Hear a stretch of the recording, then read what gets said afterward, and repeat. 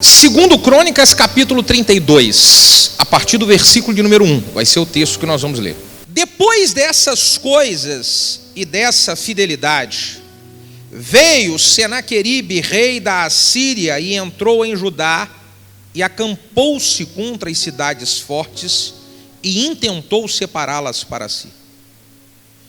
Vendo, pois, Ezequias que Senaqueribe vinha, e o que o seu rosto era de guerra contra Jerusalém, ele teve conselho com seus príncipes e com seus varões para que tapassem as fontes das águas que havia fora da cidade. Então eles o ajudaram. Assim muito povo se ajuntou e tapou todas as fontes, como também todo o ribeiro que se estendia pelo meio da terra. E disseram: por que viriam os reis da Síria e achariam aqui então tantas águas? Então ele se fortificou e edificou um muro quebrado e também as torres. E ele levantou outro muro por fora e fortificou a Milo na cidade de Davi e fez armas e escudos em abundância. E pôs oficiais de guerra sobre o povo e ajuntou-os assim na porta da cidade e falou-lhes ao coração, dizendo: esforçai-vos e tende bom ânimo, não temais e nem vos espanteis por causa do rei da Síria e nem por causa de toda a multidão que está com ele, porque há um maior conosco do que aquele que está com ele. Com ele está o braço de carne, mas conosco o Senhor, o nosso Deus, para nos ajudar e para guerrear as nossas guerras. Então o povo descansou nas palavras de Ezequias, rei de Judá. Diga aleluia. No meio da nossa caminhada para conquistar alguma coisa, no meio da nossa trajetória, o diabo sempre vai levantar situações. O inimigo vai, através de situações, tentar nos intimidar. Ele vai tentar nos intimidar com uma luta, com uma adversidade, com um problema no meio da família, com um problema inesperado financeiro, com uma confusão com alguém. No meio da nossa trajetória para experimentar coisas boas de Deus, o inimigo sempre vai se levantar com lutas e com afrontas. E foi exatamente isso que aconteceu nesse texto que nós lemos. Ezequias, ele estava acertando todas as coisas na nação de Israel. Ezequias foi um rei que prosperou muito. E ele estava caminhando para poder cada vez mais experimentar o agir de Deus sobre a sua vida, o agir de Deus sobre a nação de Israel. Só que no meio dessa caminhada, o inimigo aparece com uma afronta. Senaqueribe aparece para afrontar Ezequias, para afrontar Israel. Segundo diz o texto que nós lemos, ele estava com um rosto de guerra, uma cara de guerra, ele estava vindo com tudo. Quem sabe você está numa situação onde parece que o inimigo está vindo com tudo para te atacar. Você estava indo tudo bem, acertando as coisas, acertando a sua vida com Deus.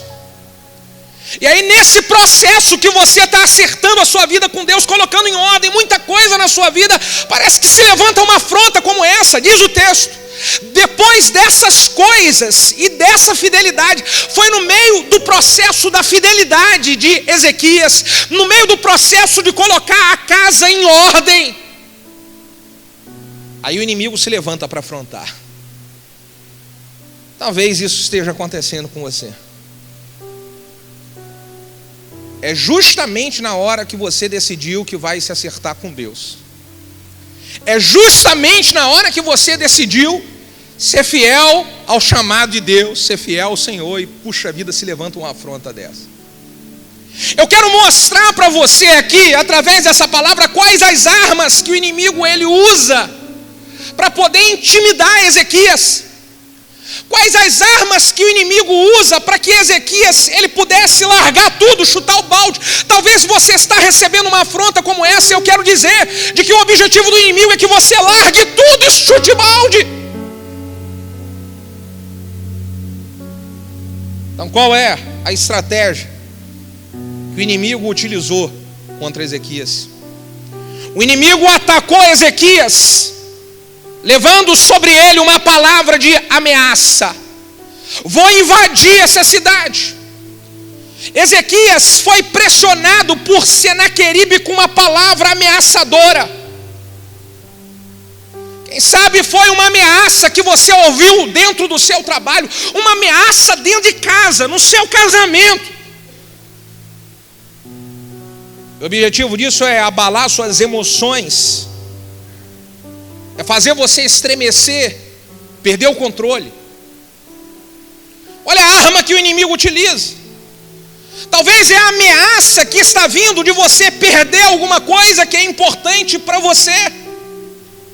E eu quero que você entenda que essa ameaça, ela pode ser uma estratégia do inimigo para poder paralisar a sua trajetória, para paralisar a sua vida. Você lembra quando Israel estava na batalha contra os filisteus e o gigante Golias estava todos os dias ameaçando eles?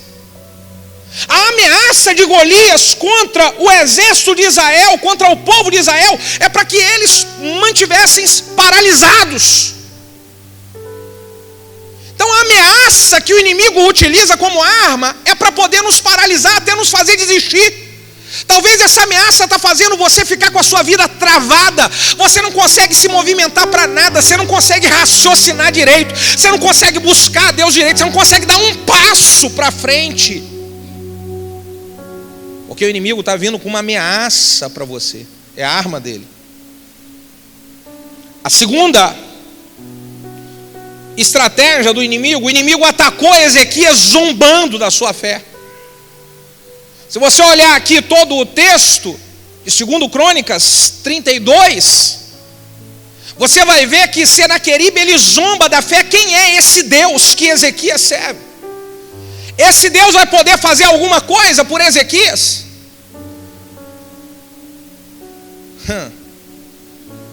Irmão, o inimigo, ele para poder paralisar e nos fazer desistir, ele pode usar pessoas para poder fazer exatamente o que Senaqueribe fez, zombar da nossa fé. E ele pode usar pessoas falando assim: está vendo? Você não sai da igreja. Está vendo? Você se envolve tudo, faz tudo. Cadê? Deus está fazendo alguma coisa por você? Está vendo aí? Você vive orando pelos cantos aí, vive orando. Cadê? As coisas não estão mudando. Olha como é que é uma arma. É uma arma para que o diabo, com essa arma, ele possa afastar você de vez dos projetos lindos e maravilhosos que Deus tem com a sua vida.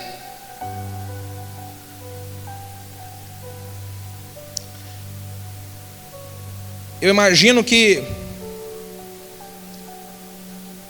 o Senaqueribe, ele quando vem com essa palavra para Ezequias, ele queria zombar do Deus de Ezequias para poder lançar dúvida em Ezequias. Lançar dúvida na mente dele. Agora, olha só aqui o que o inimigo usa como arma. O versículo 15 e 16 aqui desse texto diz o seguinte, Agora, pois, não vos engane, nem Ezequias, ele vos incite. E nem deis crédito a ele, porque nenhum Deus de alguma nação ou de algum reino pode livrar o seu povo das minhas mãos e nem das mãos dos meus pais, porquanto menos poderá livrar o Deus de vocês das minhas mãos. Aí o versículo 16 diz assim: também seus servos falaram ainda contra o Senhor Deus e contra Ezequias, seu servo. O inimigo utilizou a arma de falar mal de Ezequias. Porque falando mal de Ezequias para todos aqueles que estavam em volta, isso poderia o enfraquecer. Isso poderia o fazer desistir da batalha.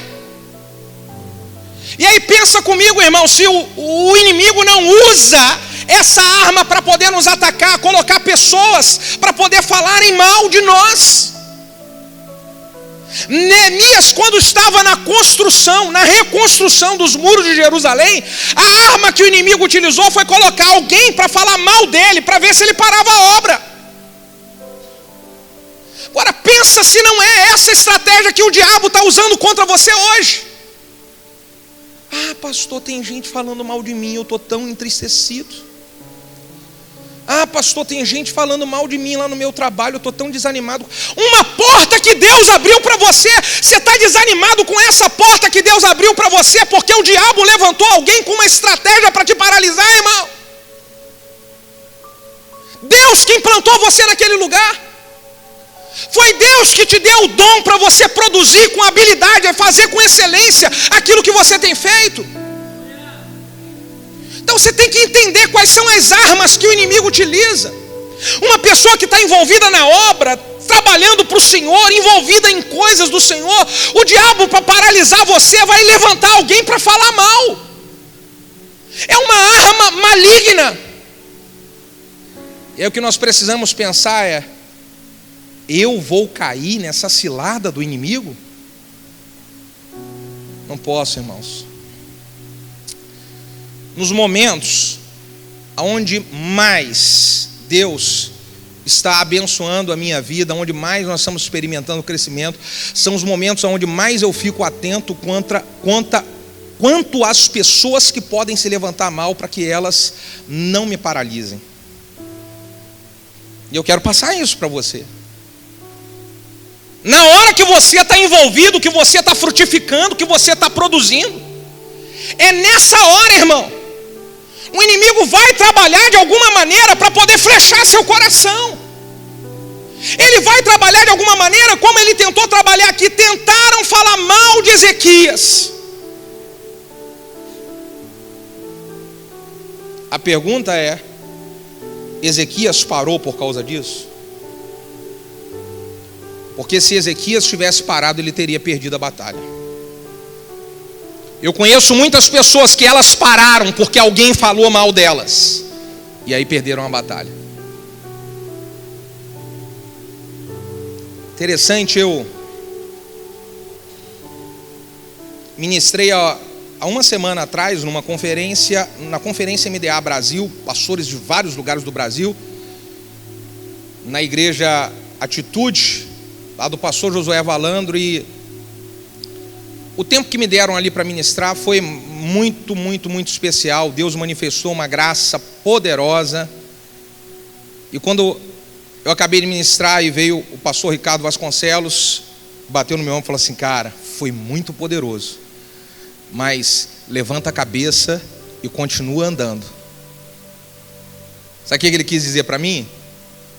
Não deixa o diabo utilizar uma palavra de muitos elogios para poder te paralisar. São duas coisas que o diabo, ele trabalha para nos paralisar.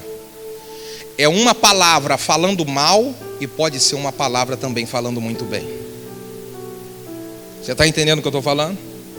Porque uma palavra falando muito bem, se ela entrar no seu coração e gerar você orgulho e gerar em você um sentimento de vaidade, isso pode ser o prenúncio da sua queda. Eu preciso entender quais são as armas do inimigo.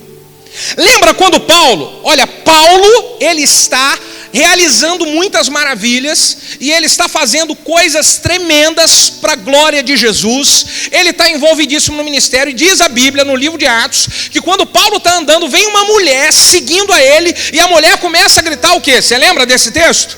Ah, bendito seja o Deus altíssimo do Paulo, esse homem é maravilhoso, esse homem é tremendo e tal. Você lembra desse texto? Paulo vira para aquela mulher e ele faz o quê? Satanás, eu te repreendo. Porque Paulo sabia de que aquela mulher falando um montão de elogio era uma estratégia maligna para que de alguma maneira ele fosse paralisado.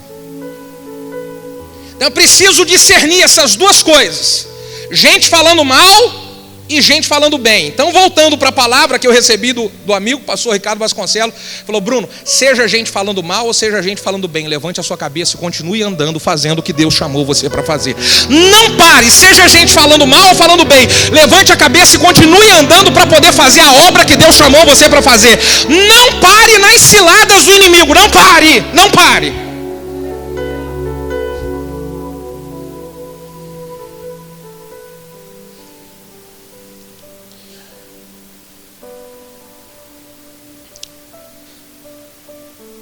Quarta estratégia do inimigo para paralisar Ezequias. O inimigo atacou a Ezequias tentando lançar uma grande dúvida aqui dentro do seu coração. Quando Senaqueribe fala bem aqui: o Deus de Ezequias vai poder fazer alguma coisa? Será que Deus pode fazer alguma coisa para poder livrar vocês dessa? Pense comigo, se essa não é uma arma que o diabo constantemente ele utiliza contra nós, tentando lançar dúvida no nosso coração e na nossa mente quanto ao agir de Deus sobre nós. Ele tenta lançar dúvida: será mesmo que vale a pena servir a Deus? Ele tenta lançar dúvida: será mesmo que está valendo a pena você orar e nada acontecer? Será que vale a pena você ser fiel a Deus e olha, nada muda na sua vida? Será que vale a pena você honrar? Esse negócio de honra, e está vendo, você não recebe nada. O diabo usa essa arma para lançar dúvida, gente. Foi a mesma arma que ele usou contra Adão e Eva no jardim do Éden. Você lembra disso? Você se lembra? Adão e Eva estão lá, e aí o diabo vem, a serpente vem e lança uma dúvida: será mesmo que foi isso que Deus disse? De que vocês não podem comer para não conhecer, ter o conhecimento do bem e do mal? E aí quando a dúvida ela entra no coração da Eva, então Eva tem uma atitude errada. Nós precisamos estar no meio dessa batalha vigilantes, irmãos. Vigilantes quanto a essas armas malignas, para que o diabo não possa frustrar, paralisar os planos que Deus tem conosco. É interessante a maneira como Ezequias vence todas essas estratégias malignas. Essas estratégias de Ezequias é a que nós vamos aplicar aqui em nome de Jesus. Você fala: isso é para mim esse negócio. É ou não é? Pastor, eu estou no meio desses ataques todinhos, o que eu tenho que fazer? Vamos ver o que Ezequias fez.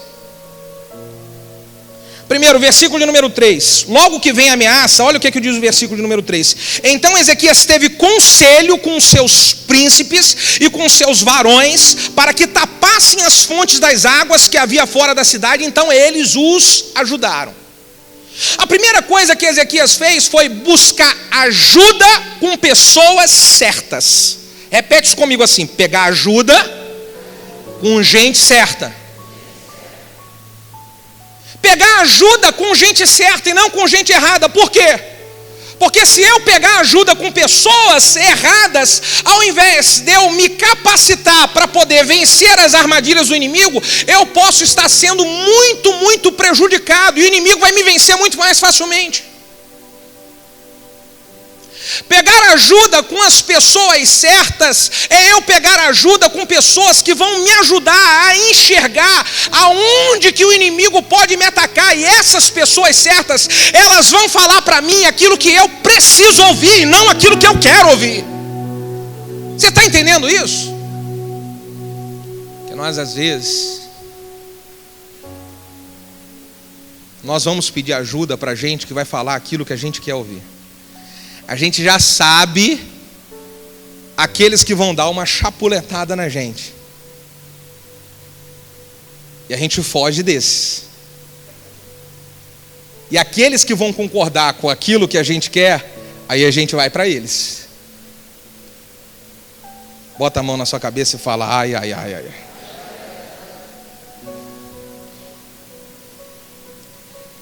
Então você precisa buscar pessoas que elas vão falar para você: ó, tem brecha aqui, tem brecha aqui e tem brecha aqui. Ou tapa essas brechas ou o diabo vai entrar. Você está entendendo? Agora você falar e pedir ajuda com gente, tá tudo tranquilo, irmão, aleluia, vamos ser felizes, ó glória, o importante é ser feliz. Fala, ai.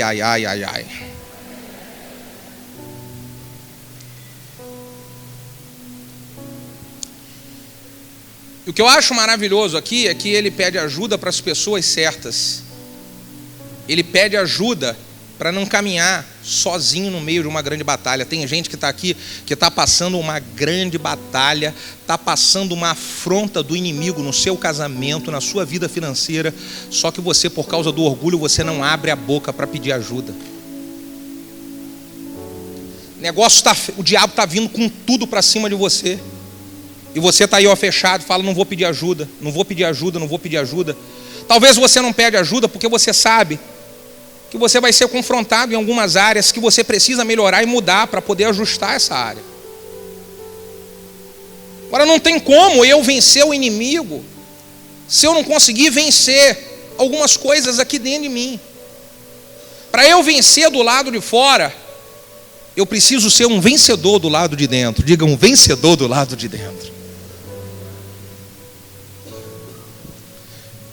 Segunda orientação aqui, olha, o que Ezequias fez? Versículo 3 diz que ele recebe os conselhos, e o conselho que ele vai receber dos príncipes é o seguinte: tape as fontes. Tape as fontes que estão saciando o inimigo, porque as fontes que saíam por fora da cidade, elas poderiam, no meio de um processo de batalha intenso, aquelas fontes serviriam de alimento para o próprio adversário que o estava atacando. O que os conselheiros falaram? Fecha essa fonte que pode alimentar o inimigo.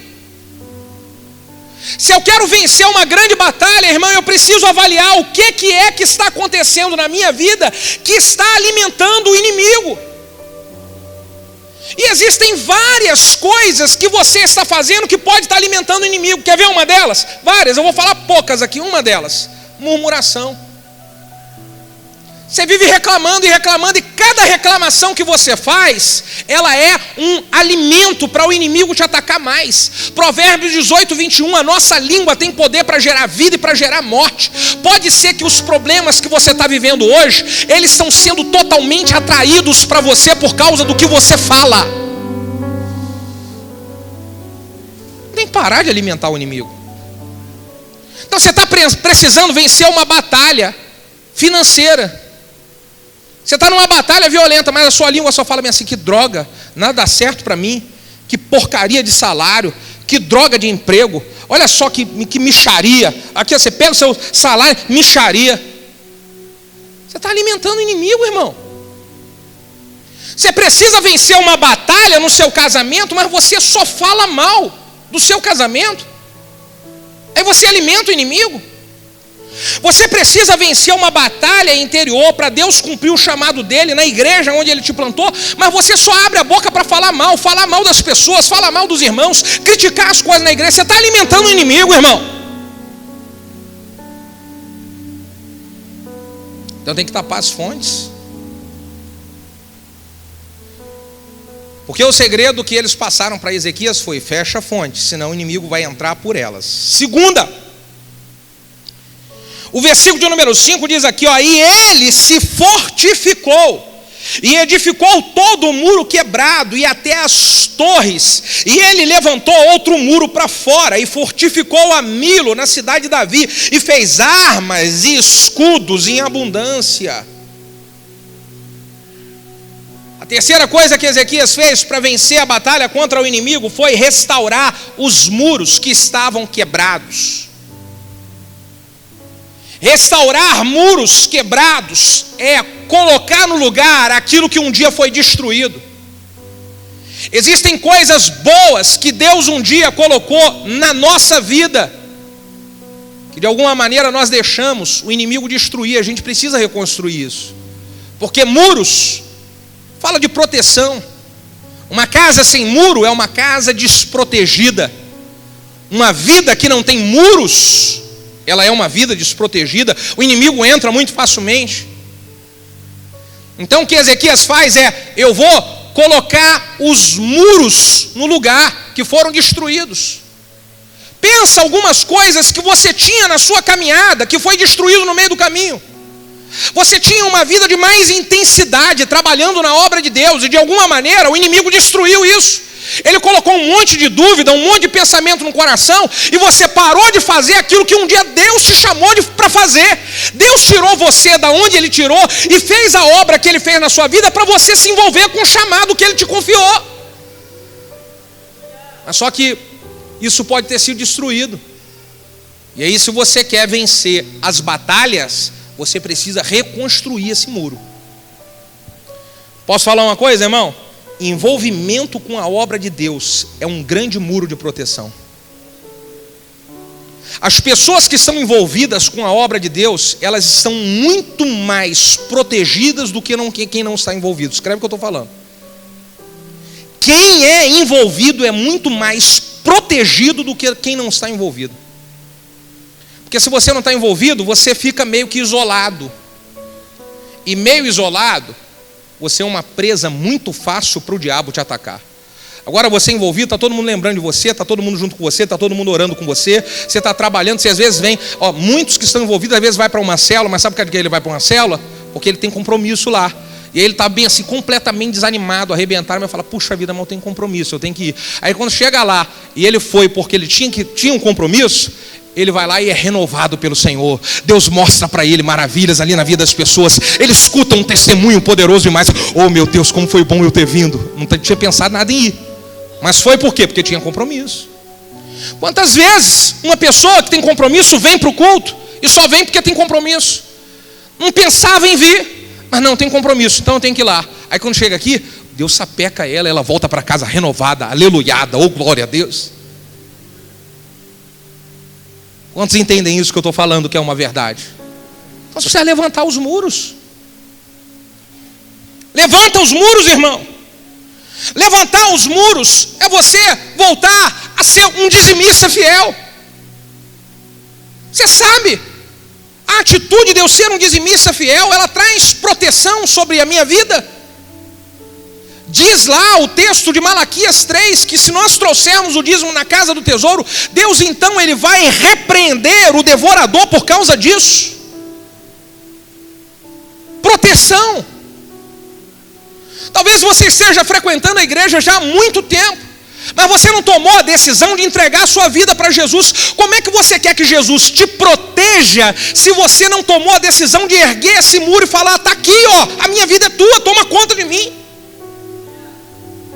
Como que você quer que Jesus te proteja se você já deu até o passo de entregar a vida para Jesus, mas está pensando meio assim: não sei se eu quero ser batizado, se eu não quero. Mas como é que você quer que Deus proteja você? Então você tem que levantar esses muros. Está no meio de uma batalha, levanta esses muros. Levanta. Ezequias, ele foi tão estratégico que ele consertou. Olha só o que ele fez. Ele consertou os muros que haviam sido quebrados e ainda construiu outro. Porque ele entendia que isso era proteção. Quarto ensinamento, para poder vencer as batalhas. O versículo 5 diz que ele levantou os muros e também ele levantou torres. Ele ergueu torres. E para que se levantava torres? As torres, elas eram levantadas para que pudesse, através de um lugar estratégico, visualizar todo o campo e entender como que o inimigo ia entrar. As torres, elas estavam de pé para que pudesse ali ter uma sentinela observando e vendo como o inimigo vai tentar nos atacar, como o inimigo vai tentar entrar. Nós precisamos ficar atentos, irmãos, no meio da batalha, por onde o inimigo quer entrar. Qual é a área que você é mais vulnerável? Qual é a área que você fica mais machucado? Qual é a área que você pode cair mais facilmente em um pecado? Se proteja disso. Você está entendendo? Erguer torre, eu ficar vigilante. Cara, eu sei que essa área é uma área perigosa para mim. Então, eu não vou nem chegar perto dela. Eu sei que essa área é uma área que o inimigo, se entrar, ele vai tentar desestabilizar meu casamento. Então eu vou dar um exemplo aqui. Se você está passando uma crise, uma batalha no seu casamento, você já sabe qual é o tipo de assunto que vocês puxam em casa que dá briga e confusão. Quem aqui sabe disso? Fala, ai, ai, ai. Você levantou torre, já viu. O que você vai fazer? Vai ficar falando aquele assunto? Vai? Não vou. Eu já sei, é por aqui que o inimigo entra. Questão de inteligência. Então tem uma área em que o diabo ele entra facilmente para fazer você pecar. Aí você vai, já identificou aquilo, você vai passar lá naquela área pertinho e falar assim, oh meu Deus do céu, que bonitinho aqui. Ai, puxa vida, pequei, pastor. Ai. Então se você ergueu torre, você está visualizando, é por aqui que o inimigo entra. Não vou passar mais aqui não. Não vou chegar perto disso. Não vou usar mais essa fala. Não vou mais participar dessas conversas com essas pessoas. Você já sabe que o inimigo entra através de alguns amigos. Você tem algumas amizades aqui que vira e mexe levam você para a parada errada. Você tem algumas amizades que levam você para um monte de coisa que desagrada a Deus, e você sabe disso. Se você ergue torres, você está lá olhando, chegou aqueles amigos, o que você faz? Opa, está vindo o inimigo para me atacar, ó, vou sair fora, sair batido, não quero isso não. Você entende isso, irmão? Erguer torre é você ficar atento e vigilante. A Bíblia diz que nós não devemos ignorar os ardis de Satanás. São as ciladas dele. Jesus falou, orai e vigiai, para que não caiai em tentação. Orai e vigiai. Ergue torre. Ergue torre para você proteger o ministério que Deus confiou nas suas mãos. Porque você sabe que o inimigo sempre tenta vir parar você, já parou você um montão de vezes, quando ele vem através de uma pessoa, para poder falar para você de que outros estão falando mal de você. É por ali que o inimigo entra. E você já sabe direitinho quem é a pessoa que lança um montão de veneno e o seu coração recebe. Aí você tem que ficar atento e falar assim, opa cara, eu ergui torre, eu não vou deixar essa aqui se aproximar de mim. Começou a conversa, eu ergui torre. Porque nós estamos em uma batalha, irmão. Nós estamos em uma guerra e o inimigo não está brincando. Ele está querendo destruir aqueles que servem a Deus. Ele está querendo destruir.